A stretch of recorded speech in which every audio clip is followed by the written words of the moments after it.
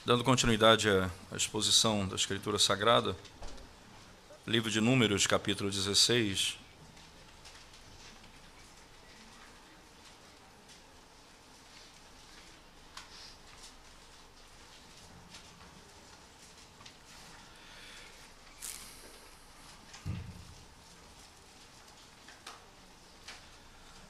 Diz assim as Sagradas Escrituras: Corá, filho de Izar, filho de Coate, filho de Levi, tomou consigo a Datã e a Abirão, filhos de Eliabe, e a Om, filho de Pelete, filhos de Ruben. Levantaram-se perante Moisés com 250 homens dos filhos de Israel, príncipes da congregação, eleitos por ela, varões de renome. E se ajuntaram contra Moisés e contra Arão, e lhe disseram: Basta, pois que toda a congregação é santa, cada um deles é santo, e o Senhor está no meio deles. Por que, pois, vos exaltais sobre a congregação do Senhor? Tendo ouvido isto, Moisés caiu sobre o seu rosto, e falou a Corá e a todo o seu grupo, dizendo: Amanhã pela manhã, o Senhor fará saber quem é dele, e quem é o santo que ele fará chegar a si. Aquele a quem escolher fará chegar a si. Fazei isto, tomai vós incensários, Corá e todo o seu grupo, e pondo fogo neles, amanhã sobre eles deitai incenso perante o Senhor. E será que o homem a quem o Senhor escolher, este será o santo.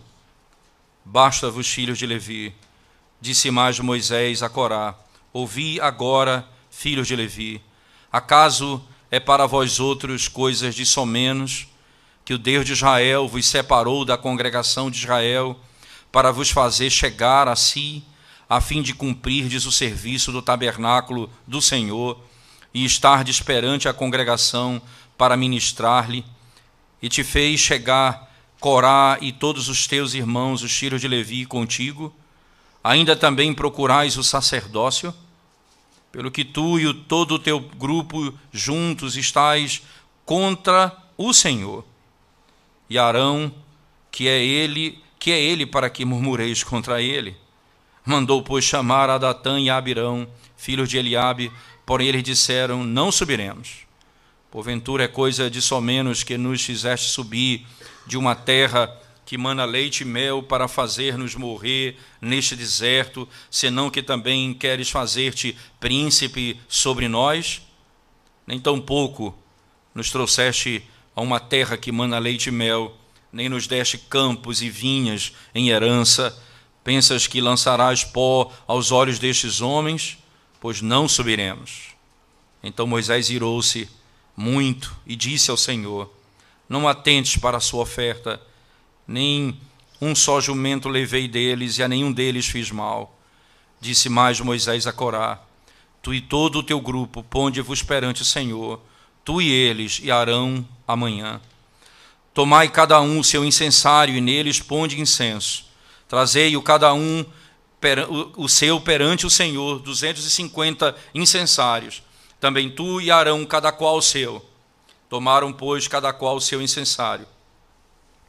Neles puseram fogo, sobre eles deitaram incenso, e se puseram perante a porta da tenda da congregação, com Moisés e Arão. Corá fez ajuntar contra eles todo o povo à porta da tenda da congregação. Então a glória do Senhor apareceu a toda a congregação. Disse o Senhor a Moisés e a Arão: Apartai-vos do meio desta congregação, e os consumirei num momento. Mas eles se prostraram sobre o seu rosto e disseram: Ó Deus, autor e conservador de toda a vida, acaso por pecar um só homem indignar-te-ás contra toda esta congregação? Respondeu o Senhor a Moisés: Fala a toda esta congregação, dizendo: Levantai-vos do redor da habitação de Corá, Datã e Abirão. Então se levantou Moisés e foi a Datã e Abirão, e após eles foram os anciãos de Israel, e disse à congregação: Desviai-vos, peço-vos, das tendas destes homens perversos, e não toqueis nada do que é seu, para que não sejais arrebatados em todos os seus pecados. Levantaram-se, pois, do redor da habitação de Corá, Datã e Abirão. E Datã e Abirão saíram e se puseram à porta da sua tenda, juntamente com suas mulheres, seus filhos e suas crianças. Então disse Moisés: nisto conhecereis que o Senhor me enviou a realizar todas estas obras, que não procedem de mim mesmo. Se morrerem estes como todos os homens morrem, e se forem visitados por qualquer castigo como se dá com todos os homens, então não sou enviado do Senhor. Mas se o Senhor criar alguma coisa inaudita, e a terra abrir a sua boca e estragar com tudo o que é seu, e vivos descerem ao abismo, então conhecereis que estes homens desprezaram o Senhor. E aconteceu que, acabando ele de falar todas estas palavras, a terra debaixo dele se fendeu, abriu a sua boca e o estragou com as suas casas, como também todos os homens que pertenciam a Corá e todos os seus bens. Eles e todos os que lhes pertenciam desceram vivos ao abismo, a terra os cobriu e pereceram do meio da congregação. Todo Israel que estava ao redor deles fugiu do seu grito, porque diziam: não suceda que a terra nos trague a nós também. Procedente do Senhor saiu fogo e consumiu os 250 homens que ofereciam incenso. Disse o Senhor a Moisés: dize a Eleazar, filho de Arão, o sacerdote, que tome os incensários do meio do incêndio e espalhe o fogo longe, porque santos são. Quanto aos incensários daqueles que pecaram contra a sua própria vida, deles se façam lâminas para a cobertura do altar, porquanto os trouxeram perante o Senhor, pelos que santos são, e serão por sinal aos filhos de Israel.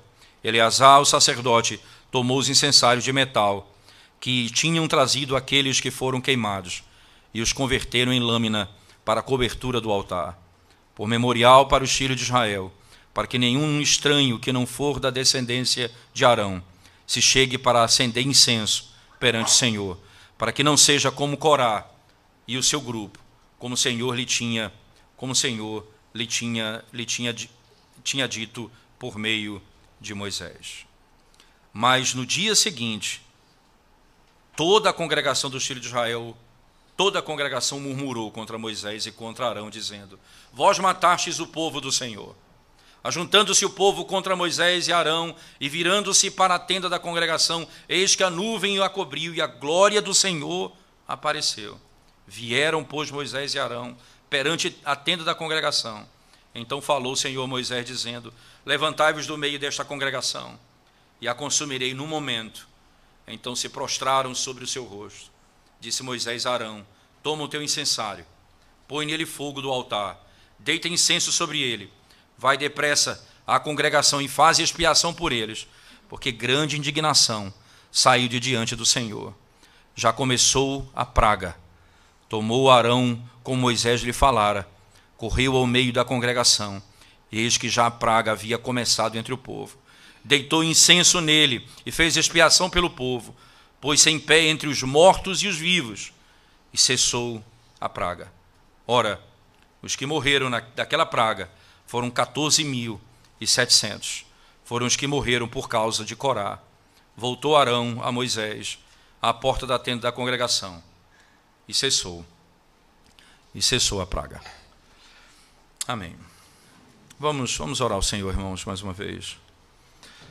Ó Deus, quando abrimos mais uma vez a Tua santa palavra, uma história repleta da Tua glória e da Tua santidade e do temor do Senhor, nós clamamos que o Senhor, pelo poder do Teu Espírito Santo, fale conosco nessa manhã poderosamente.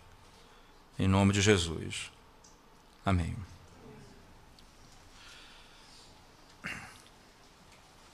Certamente, irmãos, o pecado grave cometido nessa narrativa é exatamente a falta de contentamento, a insatisfação com aquilo que Deus lhes deu, seja no que diz respeito à narrativa bíblica anterior, ao alimento que havia sido entregue, à liderança de Moisés, agora eles questionam Moisés e Arão como líder daquela congregação.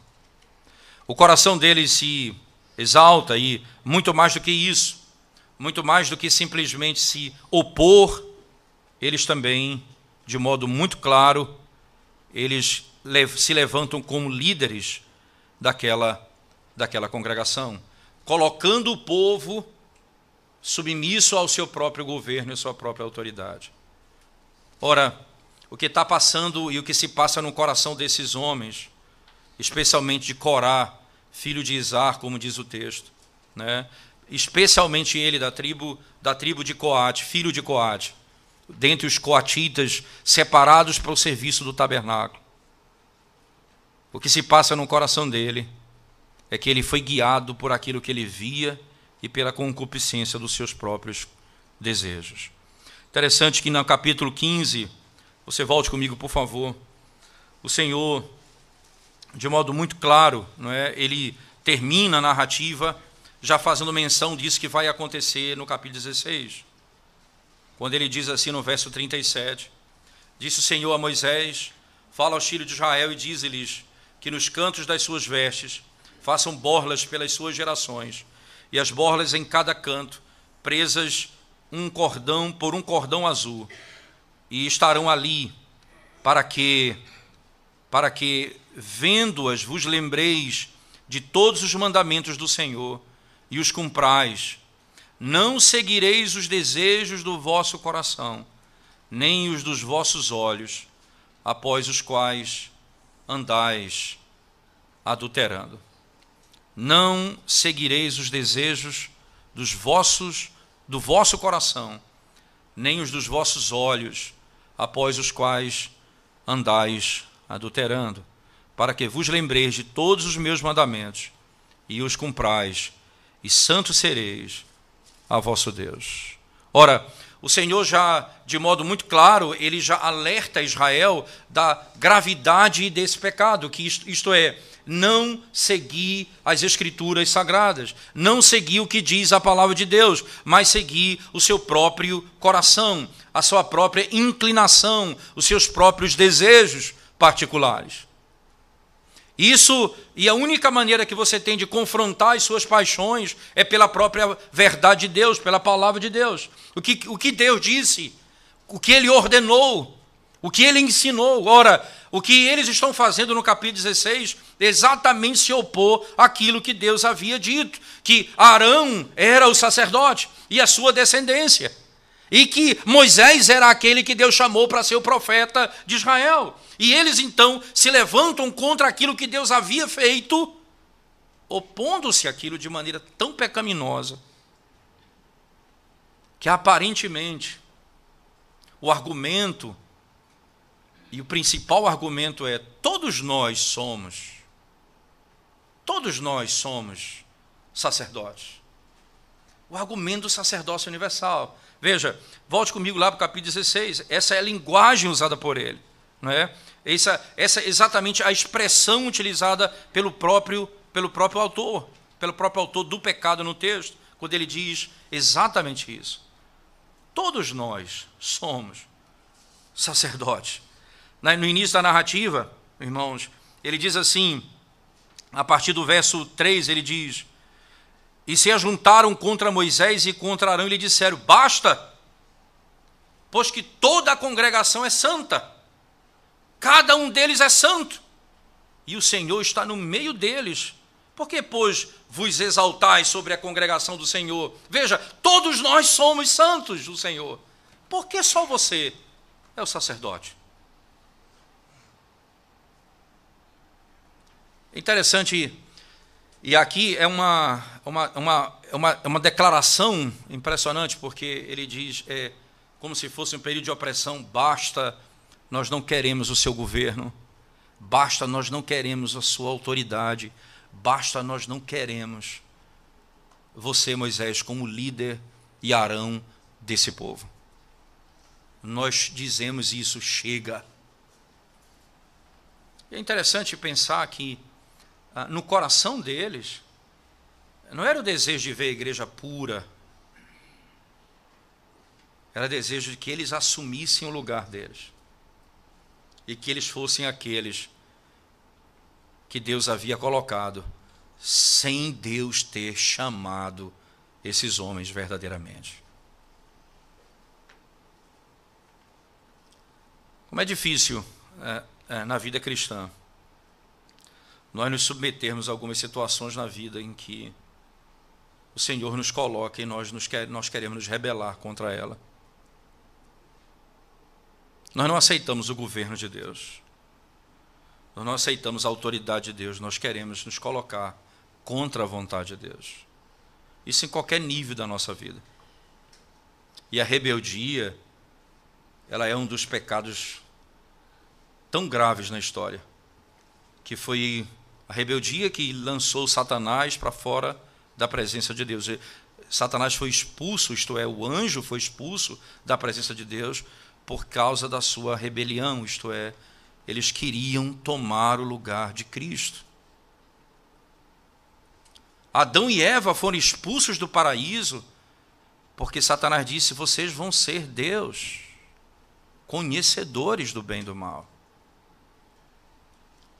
E Satanás, ele muda essas regras, nos fazendo exatamente dessa maneira. Um discurso de injustiça, um discurso de insatisfação, nós nos rebelamos contra a vontade de Deus. Só há uma coisa que nós temos de nos queixar nessa vida: é quando nós estamos subjugados pelo pecado. Essa nós não devemos aceitar. Mas qualquer outra situação que Deus nos colocar na vida, nós devemos aprender a reconhecer que Ele tem um propósito na nossa vida. E que a nossa satisfação não está na situação que nós nos encontramos, mas nele, especialmente nele. A narrativa do capítulo 16 ela é rica, porque ela lida com as questões mais profundas da nossa alma. Ela mexe com a nossa realidade particular. Nós temos essa inclinação no nosso coração de nos rebelarmos contra a vontade de Deus.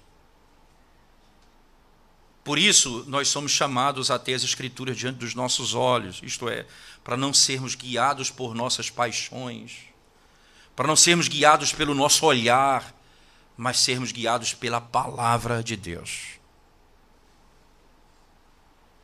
O meu coração não é o meu guia. O meu guia é a palavra de Deus. Ora, na sequência do texto, eu queria rapidamente que nós pensássemos um pouco na estrutura do capítulo, por ele ser longo, não é? Mas veja que o capítulo ele tem uma estrutura bem rica, bem interessante, que nós podemos explorar um pouco, sem dúvida alguma. Veja só, um aspecto importante nessa narrativa, irmãos, diz respeito que o começo do capítulo 16, né, na realidade, é um criticismo contra Moisés. Eles estão criticando Moisés. Veja, essa crítica ela não é nova, ela não surge agora. Veja, primeiro no capítulo 11, eles se levantam contra a autoridade dele, no capítulo 11. No capítulo 12, a sua irmã, no capítulo 12, se levanta contra ele. Miriam vai e se levanta diretamente contra a autoridade do seu irmão. E no capítulo 13, os espias que ele envia se levantam contra ele também. Agora, oposição do clero, vamos chamar assim, oposição daqueles que trabalham com ele, se levantam contra ele. E quem é que instiga essa oposição? Corá. Quem é Corá? Um levita da tribo dos coatitas. E ele pega duas pessoas comuns, Datã e Abirã, mais 250 homens proeminentes da congregação, e se levantam contra Moisés. No verso 3, eles atacam Moisés. Eles perguntam: Moisés, por acaso, tem um monopólio da santidade? Pergunta Corá. Moisés tem um monopólio da santidade? O que faz com que Moisés, então, repreenda de maneira dura? Porque veja só, quem é Corá? O problema era sempre familiar. Se você for lá para o Êxodo capítulo 6, verso 14 a 25, né? Veja, o pai de Moisés, Amirã, e o pai de Corá, Izar, são irmãos. E ambos são filhos de Coate. Preste bem atenção nisso, eles são parentes, eles são primos. Segundo o Êxodo, capítulo 6, versos 14 a 25, eles são primos. E Levi tem 3 filhos. Um deles, da tribo, que cuida todos os 3 filhos cuidam do serviço do tabernáculo. Assim, a oposição dirigida a Moisés, no capítulo 12, que vem dos irmãos, isto é, de Arão e Miriam, continua no capítulo 16, que vem do seu parente próximo, do lado do seu pai, da família do seu pai, se levanta contra ele também. Isso também é compreensível porque Corá, que era um levita coatita, e as 2 pessoas comuns, né, da tribo de Ruben, eles vão juntar força contra Moisés. E ele que era parente de Moisés, se levanta e pega 2 pessoas importantes do povo, mais 250 homens importantes das tribos, e vem e chama para lutar contra Moisés e contra o próprio Arão. No capítulo 3 do livro de Números, verso 29, nós somos informados que os coatitas, eles estavam no campo do lado sul do tabernáculo. Está exatamente, atrás estava a tribo de Ruben, que também está com ele. A tribo de Ruben. Eles estão no sul e atrás deles está a tribo de Ruben. Números capítulo 2, verso 10, está descrito lá. Não apenas, entenda isso, irmãos, não apenas a miséria ama companhia, mas também os grandes egos, eles desejam companhia. Não apenas a miséria ama a companhia, mas até mesmo os grandes egos amam companhia. Eles querem trair pessoas, eles vão formando grupos, eles vão atraindo indivíduos, porque no coração de cada um há, sim, um pouco de rebeldia. E quando você se ajunta, e a linguagem você vai formando, você é um líder, você chama um, chama outro, você começa a formar um grupo, e esse grupo se opõe diretamente a Moisés, como o texto coloca muito claramente para nós. Agora veja só, irmãos, o povo que creu que eles mereciam alguma coisa maior do que aquilo que tinha sido dado por ele, começa a crescer. Nós recebemos alguma coisa da parte de Deus, mas não foi tudo que nós podíamos receber. E nós queremos mais. Nós queremos mais. O criticismo começa a ficar mais forte. Não é? Apesar de ficar forte, ele não era legítimo, ele era falso. Num certo sentido, Corá está quase certo. Ele diz: todo povo é santo. O próprio Deus diz em Êxodo 19, verso 6, você será a minha nação santa. Isso é uma declaração bíblica, vocês serão meu povo santo. Passagens como Deuteronômio 7, verso 6 diz: porque você é meu povo, santo ao Senhor, seu Deus.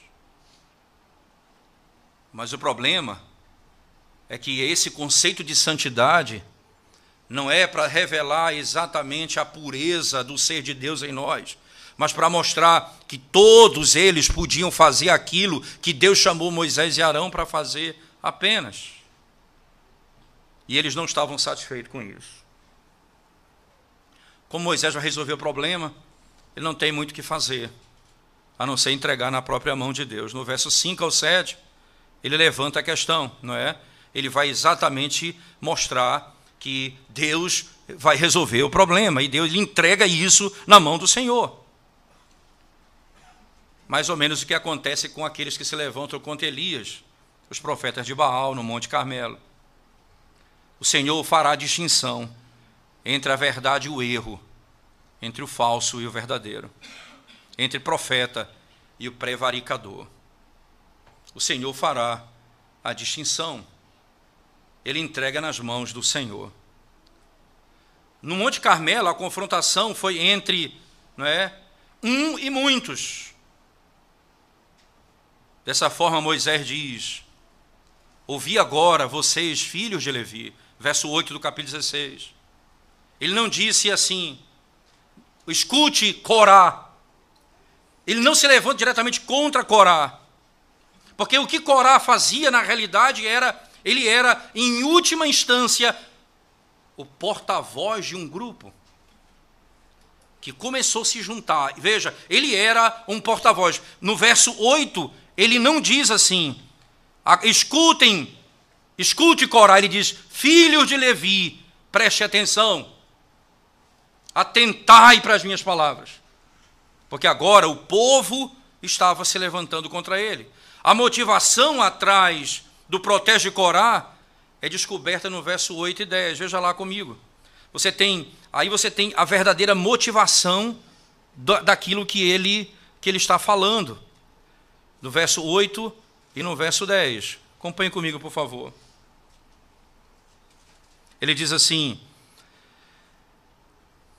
disse-lhe mais Moisés a Corá: ouvi agora, filhos de Levi, acaso é para vós outros coisas de somenos que o Deus de Israel vos separou da congregação de Israel para vos fazer chegar a si, a fim de cumprirdes o serviço do tabernáculo do Senhor, e estardes perante a congregação para ministrar-lhe? E te fez chegar Corá e todos os teus irmãos, os filhos de Levi, contigo? Ainda também procurais o sacerdócio? Aqui fica descrito qual era o problema do coração dele. Vocês não estão satisfeitos com o que Deus deu. Vocês agora querem um sacerdócio. Vocês não estão satisfeitos com o serviço no santuário. Vocês querem assumir agora o sacerdócio? Pergunta Moisés aos filhos de Corá. Ou a Corá, no caso os levitas, imediatamente. Deus pede a Moisés algo inusitado, como sempre acontece em todas essas narrativas. Deus deseja salvar ou resolver o problema de uma única maneira. Sai do meio e me deixa destruir esse povo de uma vez só. Saia do meio desse povo, porque eu vou destruí-los de uma vez só. Interessante que tanto no início como no verso 22, Arão e Moisés fazem intercessão pelos transgressores. Eles intercedem por eles. Eles clamam a Deus por eles. Nenhuma punição ela vai ser maior do que aquilo que é necessário. Vai ser dado apenas àqueles que cometeram erro. Exatamente o que acontece no texto. Corá e os seus, eles são engolidos pela terra. Verso 31 a 33. Interessante, todas as cenas bíblicas em que alguma coisa ou alguém é engolido, não é? Ela traz o conceito de juízo, ou melhor ainda, o triunfo do julgamento divino sobre o pecador. Veja, além dessa passagem dos versos 31 e 33 do capítulo 16 de Números, nós lembramos, por exemplo, de Êxodo, no capítulo 7, verso 12, quando a vara, que se transformou em serpente de Arão, engole as serpentes do rei do Egito. No capítulo 7, verso 12, Ora, também no capítulo 15, verso 12, quando Moisés está cantando e falando o cântico da vitória sobre os egípcios, quando o mar vermelho, quando o mar os engoliu, o texto diz assim, no capítulo 15, verso 12, a terra os engoliu. Veja, eles foram engolidos. No cântico de Moisés, a linguagem que ele usa é, eles foram engolidos pelo Senhor. Capítulo 15, verso 12, Êxodo. Quando Deus vai julgar Jonas, diz o texto, ele foi engolido por um grande peixe. Ou quando o último inimigo é destruído, lá em primeira carta de Paulo aos Coríntios, no capítulo 15, verso 54, Paulo diz, ó morte, onde está a tua vitória? Ele diz, ela foi engolida, a morte foi engolida pela vitória de Cristo. E a imagem é essa, a morte foi engolida pela vitória de Cristo. É irônico pensar que os levitas que foram chamados para poder evitar que a ira de Deus caísse sobre a comunidade, por causa do mau comportamento ou do pecado deles, porque lembrem vocês, a tenda, o tabernáculo ficava no centro e os levitas eram distribuídos ao redor para que nenhuma impureza encostasse no tabernáculo. E eles faziam aquilo de tal maneira para que nada pudesse se aproximar, e então a ira de Deus cairia sobre o povo. Eles, na realidade, deveriam proteger. Agora, a ira está a ponto de cair sobre toda a nação por causa do pecado deles. Eles se tornam objeto da ira de Deus. No verso 22, veja lá, por favor, o verso 22 do capítulo 16, acompanha comigo o texto, ele diz assim, mas eles se prostraram sobre o seu rosto e disseram, ó Deus, autor e conservador de toda a vida, acaso, por pecar um só homem, indignar-te-ás contra toda esta congregação? Veja, essa palavra indignar, ou indignar-se aqui, você vai se irar, você vai ficar irritado, irado contra toda a congregação. Veja, eles cometeram um pecado, eles deveriam proteger toda a congregação, mas agora o pecado deles está a ponto de levar a congregação toda à destruição. E eles rogam ao Senhor, não permita isso, Senhor, pelo pecado de um só homem. Pelo pecado de um só homem. Interessante, o pecado de Corá, na realidade, pode ser visto de duas formas. Primeiro, ele mostra uma atitude de desprezo pela ordem divina, pelo ensino de Deus, pela palavra de Deus, por aquilo que Deus havia ordenado. Mas também ele mostra uma performance que Deus não havia ordenado a eles. Eles desejam fazer algo que Deus não havia ordenado. Primeiro, eles desprezam a ordem divina. Segundo, eles desejam fazer aquilo que Deus não havia ordenado. Deus não os chamou para servir como sacerdote. Eles desprezam o serviço deles, aquilo que Deus deu. E eles desejam fazer aquilo que foi dado ao outro. A terra engole Corá e eles, com todos eles. Interessante, isso seria literalmente como um sinal. Veja, por favor, volte comigo lá para o texto.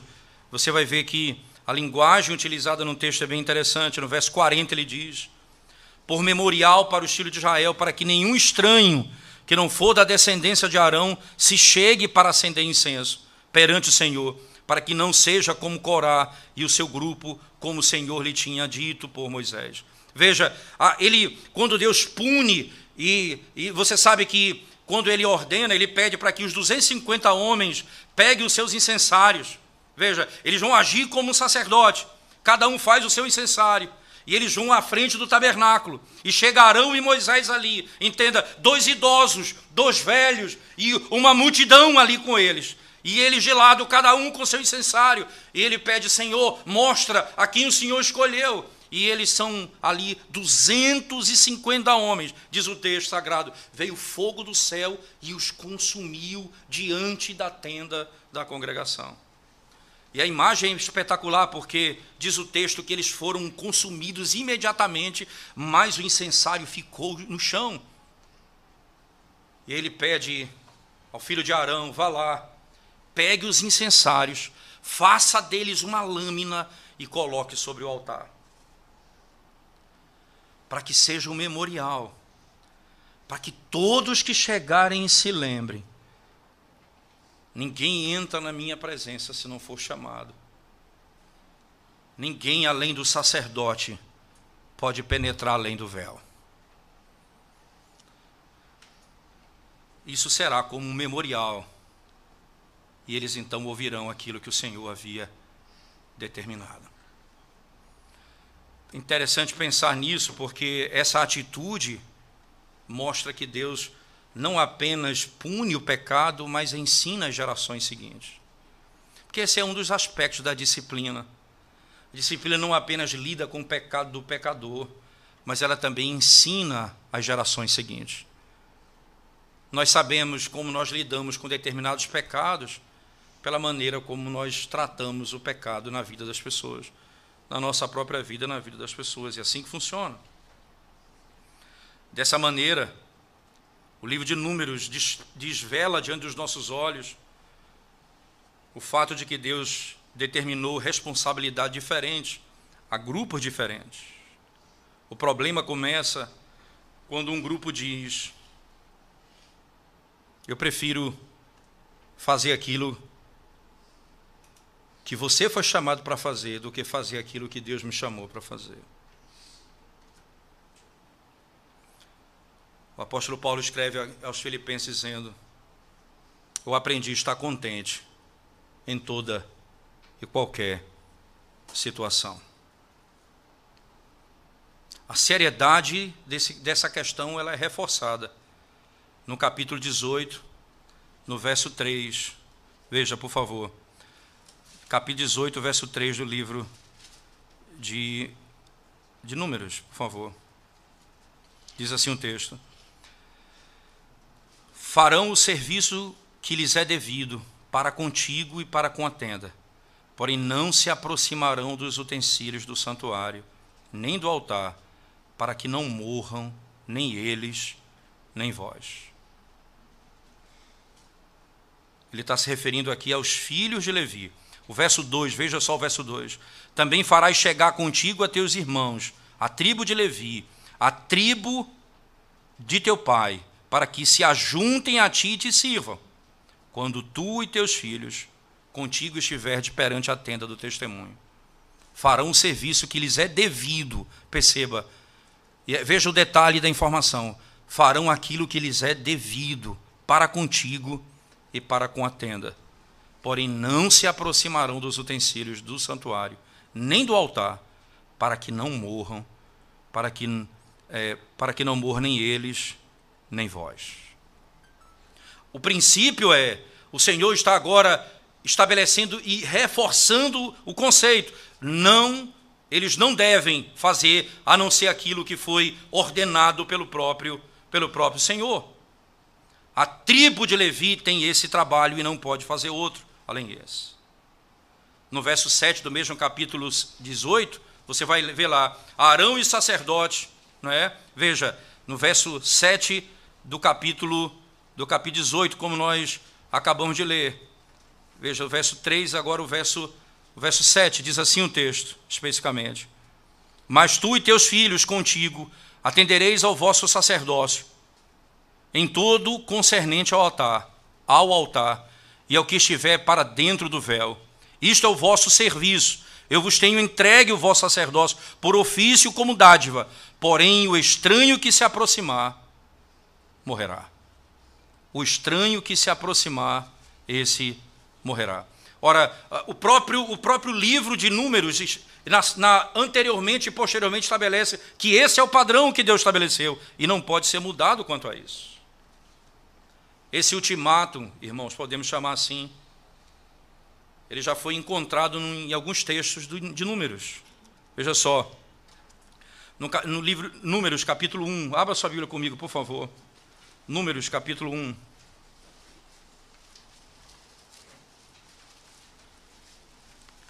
Isso não é exatamente algo novo nesse aspecto, né? No capítulo 1, verso 51, diz assim o texto sagrado: quando o tabernáculo partir, os levitas o desarmarão, e quando assentar no arraial, os levitas o armarão. O estranho que se aproximar morrerá. Veja, o trabalho deles já tem algo muito claro. Eles vão desarmar e armar o tabernáculo. Era esse o trabalho. Eles não vão cuidar daquilo que está além do véu, isto é, todo utensílio que está além do véu é o sacerdote que faz. Eles não farão isso.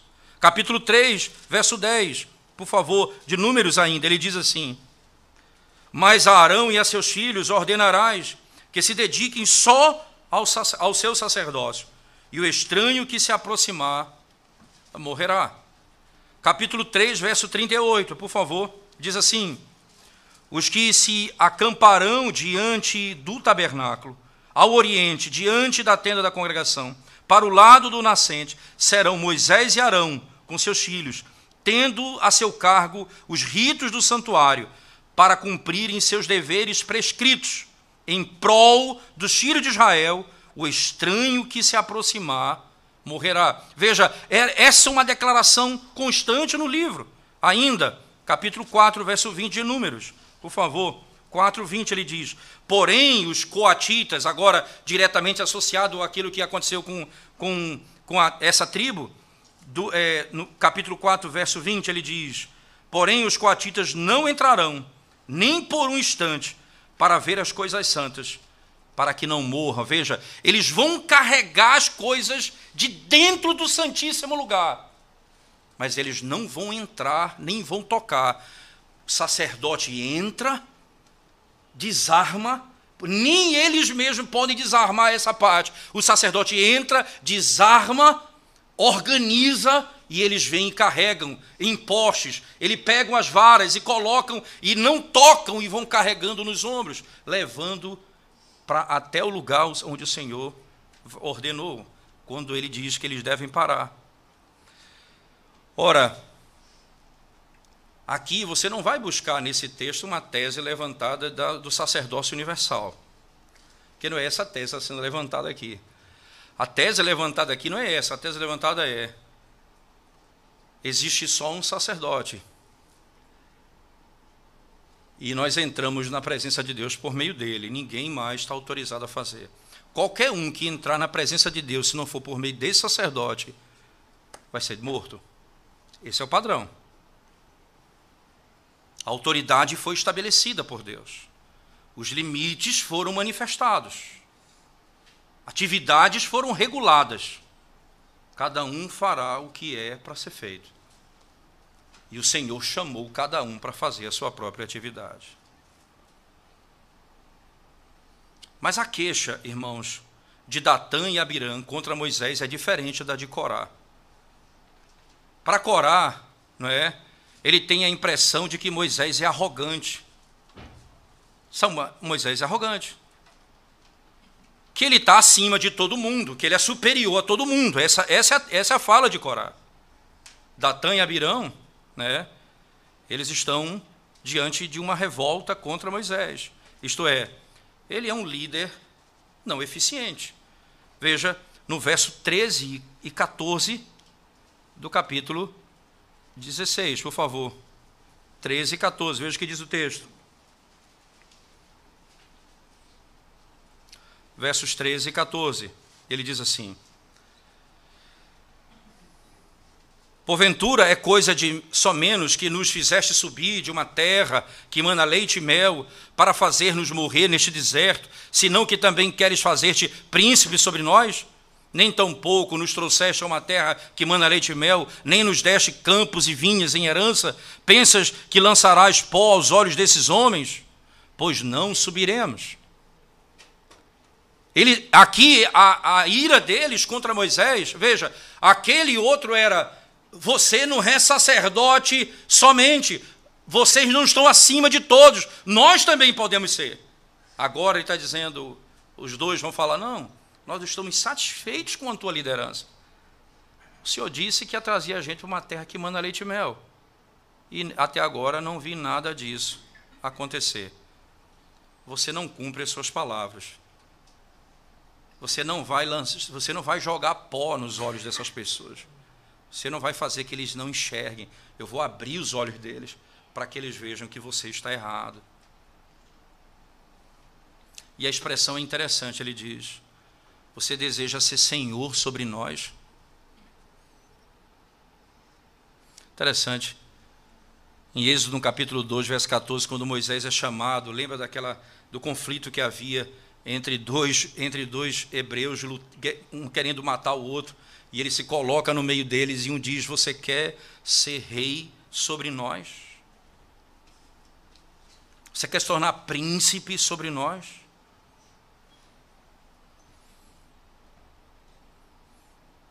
Eles não aceitam o enviado do Senhor.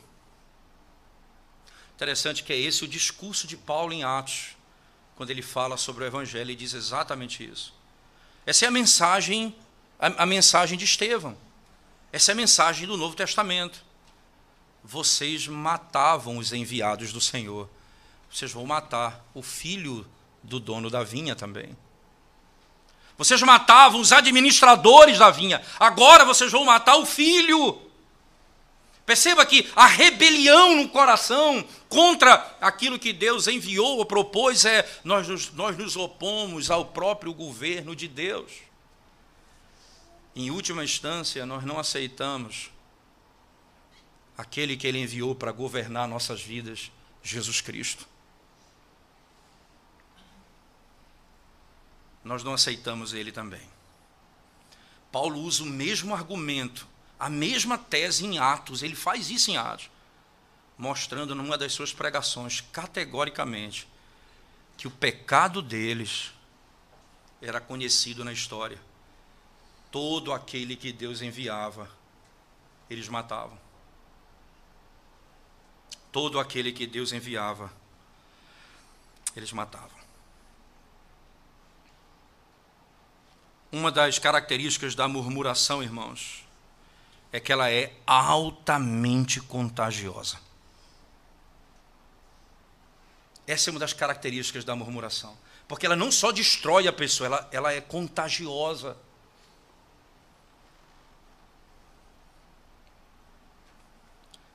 Eles já tinham falado com Moisés tete a tete. Agora, eles querem levantar uma multidão contra ele. Por isso que 250 homens foram mortos naquele dia. Porque já estavam contaminados pela murmuração.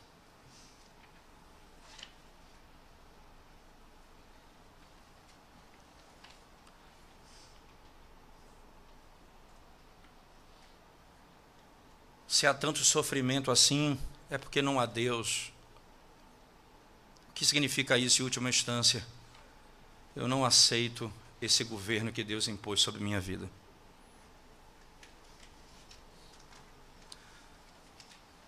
Ora, se Ele me privou disso, porque essa vai ser a tentação da história. Porque a murmuração, ela é a primeira grande entrada do pecado na história da humanidade. O pecado foi comer do fruto, mas o processo da queda foi muito claro. A única coisa que não pode se comer torna-se todas as coisas que não se pode comer. É verdade que Deus disse que não se pode comer de nenhuma árvore do jardim. Nós nos esquecemos do que nós podemos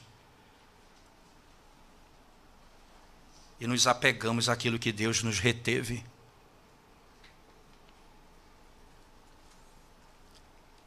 E aí o meu coração começa a pensar assim: isso é tão bom, isso vai me dar sabedoria. Ora, Deus está me negando a sabedoria. Deus está me negando algo tão bom. Você diz no seu coração assim também, lá no íntimo. A sua tentação, a sua inclinação para o pecado, Satanás, e o seu coração fala assim: ora, eu tenho prazer nisso, isso me faz feliz, porque Deus me impede de ser feliz. Porque você está dizendo: eu não aceito o governo dele. Eu não quero os limites que ele pôs para mim.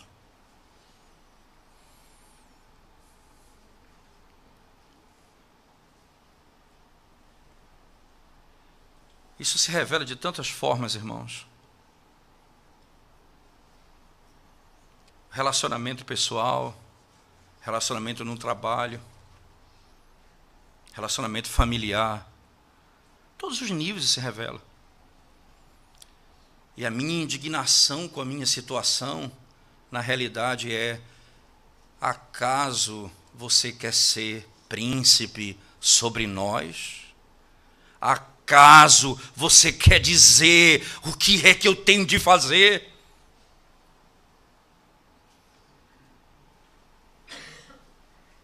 O pecado está exatamente aqui.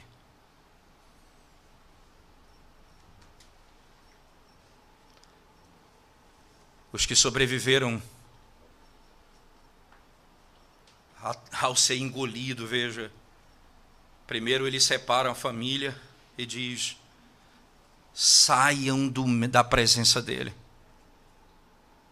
É impressionante, porque no capítulo 32 e 33 de Êxodo, nós somos lembrados da história, da narrativa do bezerro de ouro. Quando estão ali vivendo feito animais no meio do arraial, Moisés desce e chama os levitas: quem é do Senhor, aproxime-se de mim. Aqui ele olha para os levitas e fala: saiam da presença deles.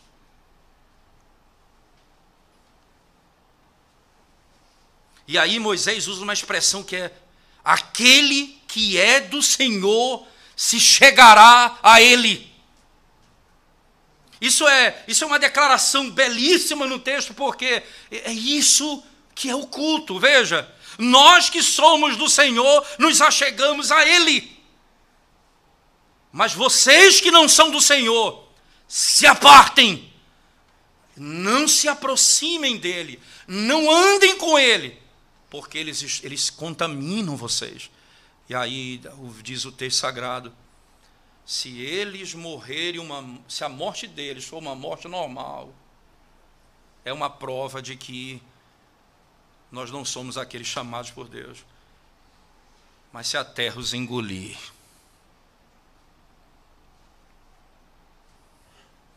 e a terra os engoliu, eles e a casa deles. Mas os 250, porque já tinham sido contaminados, foram fulminados diante de toda a congregação com fogo que veio do altar.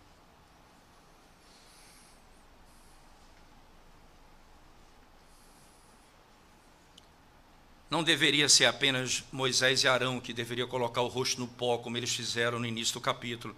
Toda a congregação era para ter feito isso. É isso que acontece quando a murmuração ela alcança uma proporção da impossibilidade de contenção.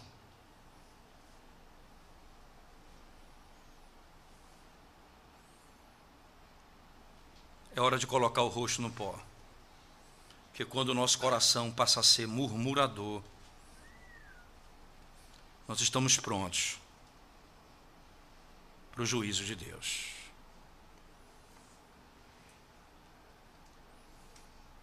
Nós estamos prontos para o juízo de Deus. Nesse particular, a narrativa que nós temos como consciência ser uma narrativa clara que nos ensina acerca desse tema da murmuração e do pecado em que o indivíduo não aceita aquilo que Deus propôs a ele.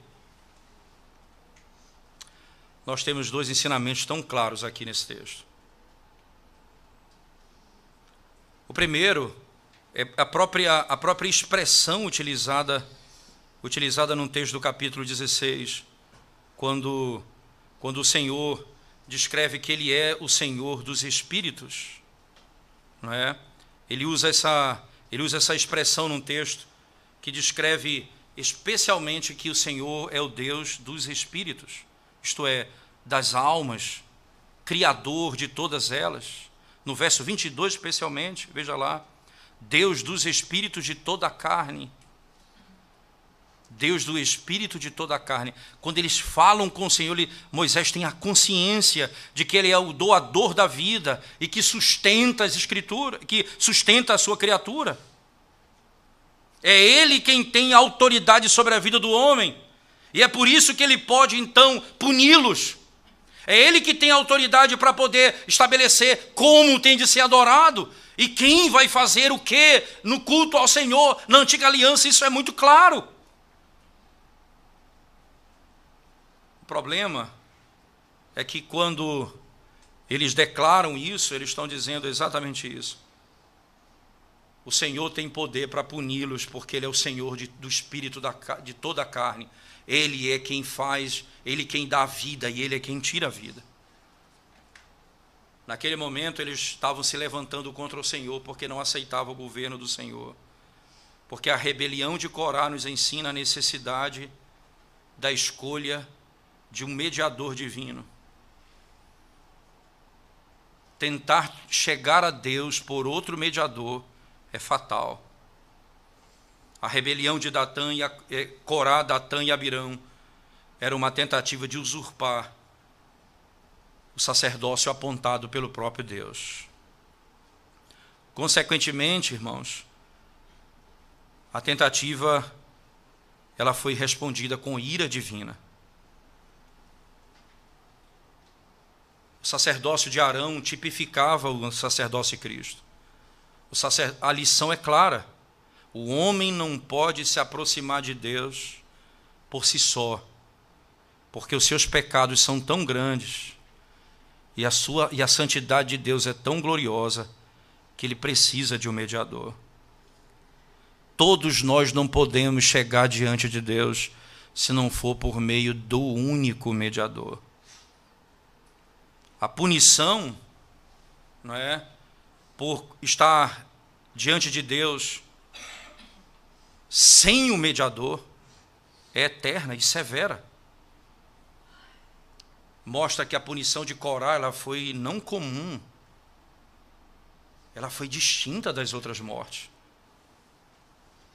porque é um pecado gravíssimo. Veja, chegar-se a Deus sem Cristo é um pecado gravíssimo. Interessante que isso nos ensina a temer ao Senhor. Isso nos ensina a temê-lo. Quando Deus pune dessa forma, Ele nos ajuda a dizer: veja, irmãos, todo aquele que tentar se aproximar de Deus sem o mediador que eu providenciei, Jesus Cristo, Filho de Deus, esse vai morrer. A praga que ocorreu depois da morte, né, da destruição de Corá, ensina-nos que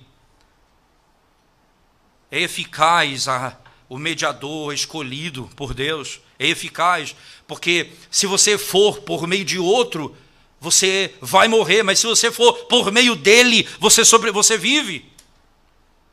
Depois do drama, do sepultamento, muitos acusaram Deus de não ser justo. Muitos acusaram Deus de não ser justo. Como é que o Senhor faz isso contra um povo, o teu povo? Porque é exatamente isso que o pecado faz. Mesmo depois, quando você fala, se você chegar diante de Deus sem Cristo, você é condenado à eternidade. Alguém diz: ora, Por que isso? Por que essa falta de democracia? Por que essa falta de pluralidade? Por que não outros? Por que só ele? Ora, o discurso do homem, ele é pecaminoso e ele é iníquo, porque no seu bom discurso, na sua boa palavra, ele está dizendo: eu não aceito o Salvador. Então, mais uma vez, a glória de Deus é revelada no julgamento. E aí, diante da loucura da congregação, Deus mostra a sua glória no julgamento. Mas acontece algo extraordinário no texto, no final da narrativa. Você vai voltar comigo lá, por favor, e veja como que o trabalho do sacerdote nesse contexto é bem diferenciado, especificamente, quando no verso 41 em diante diz assim: mas no dia seguinte toda a congregação dos filhos de Israel, toda a congregação murmurou contra Moisés e contra Arão, dizendo: vós matastes o povo do Senhor. Ajuntando-se o povo contra Moisés, veja, eles acabaram de ver uma terra engolindo os homens.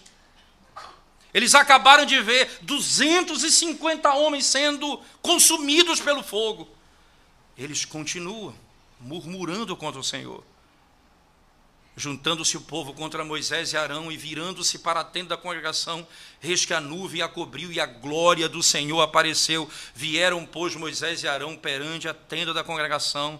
Então falou o Senhor a Moisés, dizendo: levantai-vos do meio desta congregação e a consumirei num momento. Então se prostraram sobre o seu rosto.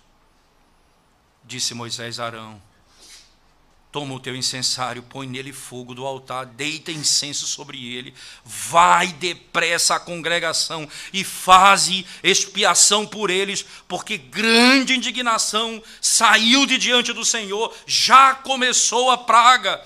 Tomou Arão, como Moisés lhe falara, correu ao meio da congregação, e eis que já a praga havia começado entre o povo, deitou incenso nele e fez expiação pelo povo. Pôs-se em pé entre os mortos e os vivos, e cessou a praga. E você vai exatamente entender isso, irmãos. O pecado, ele é exatamente aquilo que aconteceu na queda de Adão, e todos nós somos contaminados por ele. E todos nós somos julgados pelo Senhor, todos nós somos tirados da presença dEle, todos nós nascemos da iniquidade, todos nós vamos ser destruídos por Ele.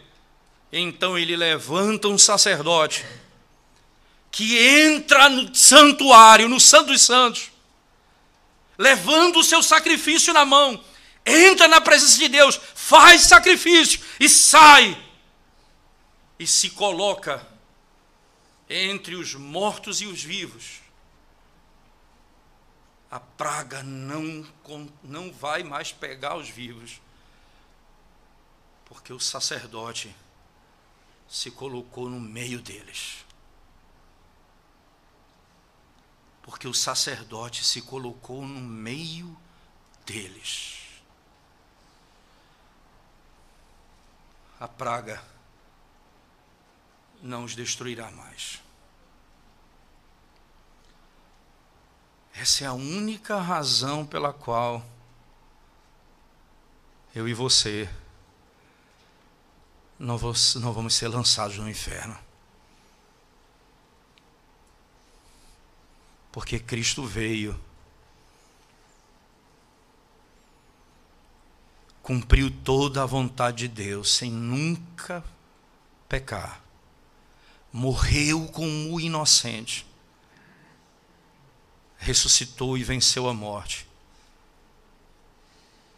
e adentrou o tabernáculo não feito por mãos humanas, e apresentou a Deus toda a sua obra,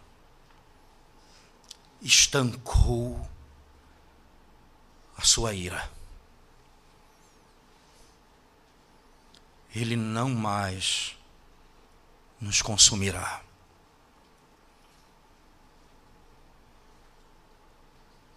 Porque toda a condenação que era sobre nós caiu sobre ele. Ele se pôs em pé. Verso 48, pôs-se em pé entre os mortos e os vivos, e cessou a praga. Morreram naquele dia 14.700, foram os que morreram por causa de Corá. Voltou Arão e Moisés à porta da tenda da congregação, e cessou a praga.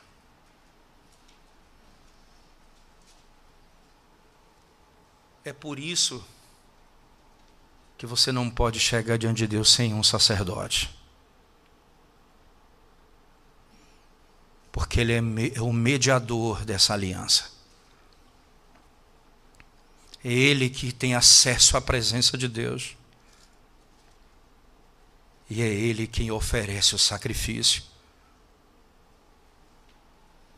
E é ele quem intercede por nós.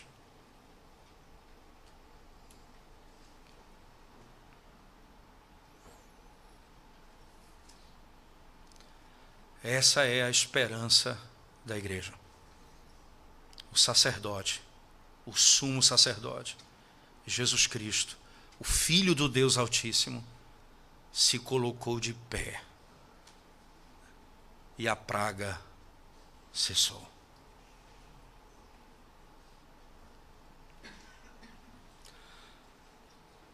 Preste bem atenção, irmãos, como isso é sério. Porque a murmuração é tão séria? Porque o rejeitar do governo de Deus é, em última instância, a rejeição do Filho de Deus. Por acaso quer-se fazer rei e príncipe sobre nós? Sim, ele é o rei e príncipe sobre nós. Cuidado com o seu coração. Preste atenção às motivações do seu coração.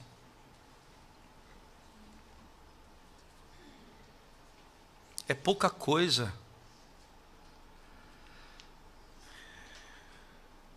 o que Deus já fez por nós. Por acaso? Antes do pastor Kleiber se encontrar no estado que ele se encontra hoje, ainda não era clara a enfermidade que ele tinha. Me encontrei com ele certa vez, e nós estávamos conversando, e ele já tinha dificuldade com a perna direita. E aí, muitos exames. Ele disse assim: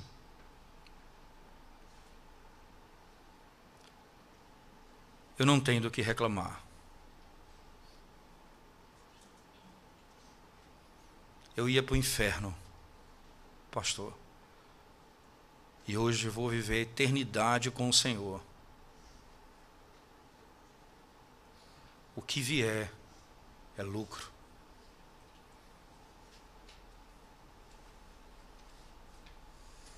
O que vier é lucro. Nós temos essa consciência que a praga estancou no nosso arraial, de que nós temos a vida eterna, de que nada poderá nos separar do amor de Deus, que o nosso sumo sacerdote adentrou além dos véus, além do véu, e nós estamos com ele assentado nas regiões celestiais. Nós temos consciência disso. Por que tanta murmuração no nosso coração?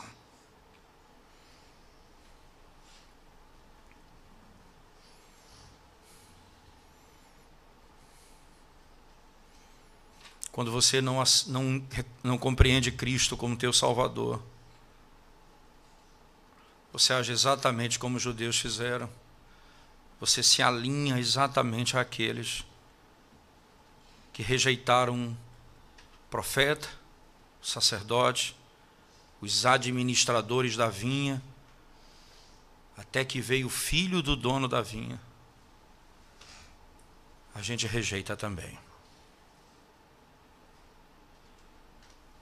Porque nós queremos governar a nossa própria vida. Converta-se ao Senhor hoje. Arrepende-se dos seus pecados. Clame as misericórdias do Senhor. E você, irmão, em Cristo Jesus, você tem hoje o privilégio e a bênção do Senhor de saber que o teu sacerdote, o sumo sacerdote, está de pé e a praga cessou. Nós não mais seremos lançados no inferno, porque Ele levou sobre si a nossa culpa e o nosso pecado. Vamos orar ao Senhor. Nós te damos graças, Senhor, por Tua palavra, pelo Evangelho de Cristo, pelo perfeito sumo sacerdote que o Senhor providenciou para o Teu povo. E nós bendizemos o Teu nome por isso. Ensina-nos, ó Deus, a nos submeter a cada dia ao Teu governo, ao Teu senhorio, e a ter o nosso coração submisso à Tua palavra, verdadeiramente,